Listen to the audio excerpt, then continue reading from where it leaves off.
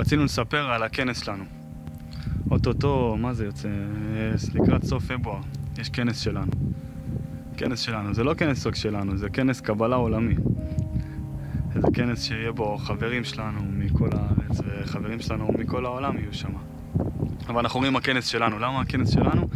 כי זה ממש, דיברנו על זה קודם, אנחנו מרגישים כמה הלב שלנו שם. כמה הלב שלנו זה בכנס הזה. ואנחנו רוצים לספר לכם, כי רוצים להגיד לכם, להזמין אתכם להרגיש את זה איתנו.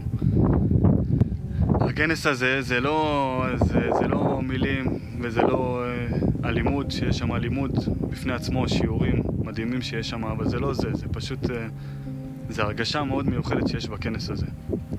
אני בדיוק, אני רוצה להמשיך אותך. אני רוצה לספר דווקא באמת על החוויה הזאת שאין לה מילים באמת. זה מזכיר לי את הכנס הראשון שלי. אני זוכרת שממש נכנסתי למקום הזה, לגני התערוכה. באתי ממש לבד.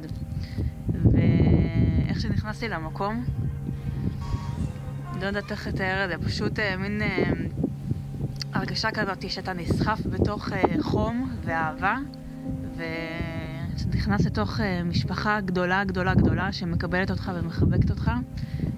לא משנה מי אתה, בין כמה אתה, ופשוט זו הרגשה, הנה אני מדברת על זה עכשיו, אני גם נזכרת בזה, כאילו, זה באמת חוויה מדהימה,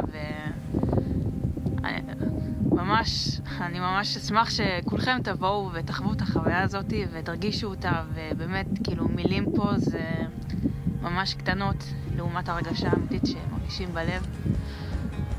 מאוד מיוחד, מאוד. תבואו. כי הרבה פעמים שואלים אותנו, או שאנחנו רוצים להסביר מה יש בכל הקבלה הזאת, מה אתם שמה. ואנחנו מנסים מילים ומנסים כל מיני צורות, אבל זה הלב שמה. ואת הלב צריך להרגיש, את הלב אי אפשר להגיד במילים. אז פשוט בשביל להרגיש את הלב, יש את הכנס הזה. וזה מה שרצינו ככה לשתף.